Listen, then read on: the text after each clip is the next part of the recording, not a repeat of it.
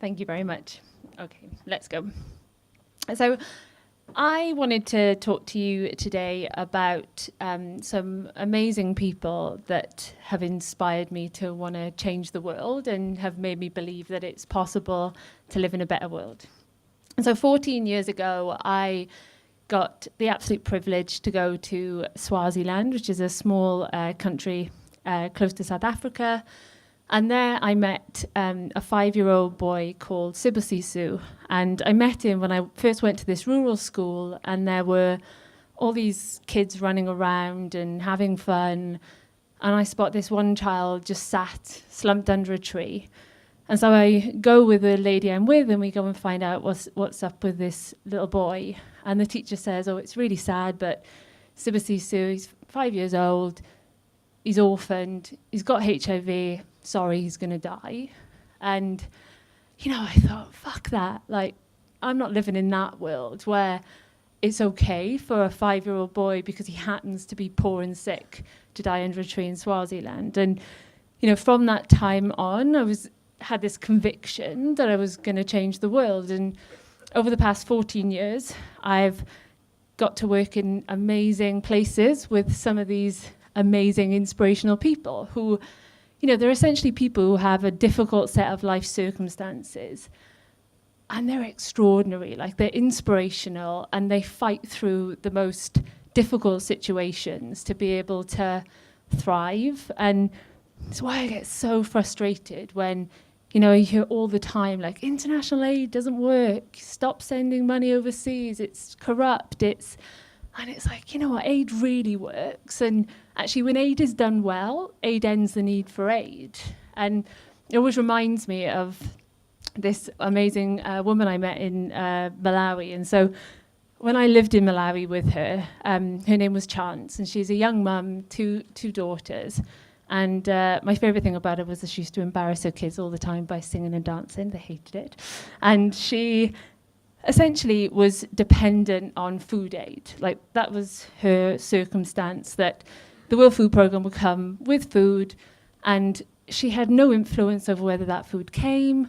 I mean, she couldn't even decide what she was going to feed her kids, because it would depend, you know, what came up in the food packages. And, you know, fast forward sort of 5 years, and actually Chance is now, she got a loan from a microloan organisation. She runs a fuel-efficient stove business and a garden project, and she now decides when she feeds her kids, how she feeds her kids, does she send them to school, does she pay for medical bills, and she doesn't need aid anymore. Like, and so when people, you know, say aid doesn't work, I think, fuck you, tell Chance aid doesn't work, because aid works. And it works for these, you know, these amazing people as well that you've seen up here. And I did say I wasn't going to swear. Sorry. Yeah, so it's you know, I've had this incredible experience, and I've been able to meet these people and work with them. And I really did want a chance to sort of be able to come up and share some of those stories with you and kind of put a face to that narrative that's, you know, pretty hostile and negative about organizations like mine and people like me who are out there trying to fight against poverty. And so, yeah, I mean, I just kind of wanted to sort of finish with another story. So, gosh, about 7 years ago was the last time I was in Swaziland, and I actually got to spend a bit of time with grandmother-headed households. So Swaziland had one of the worst HIV/AIDS pandemics in the world. It was half the population were positive, and a lot of children were orphaned. And so I was sat with this grandmother-headed household, and she was sat there telling us things she shouldn't about her neighbours. It was good. And her grandchildren, 2 of them, came home from school, and they came in, and they were running about and showing us their books. And we went outside and were playing football.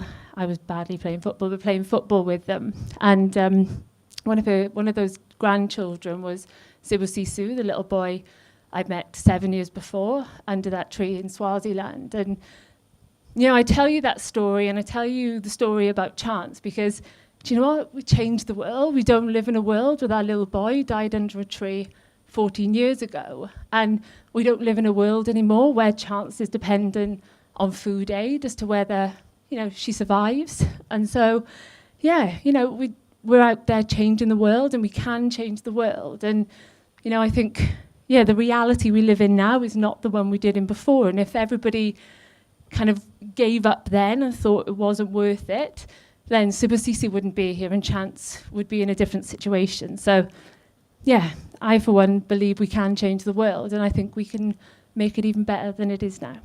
So thank you very much.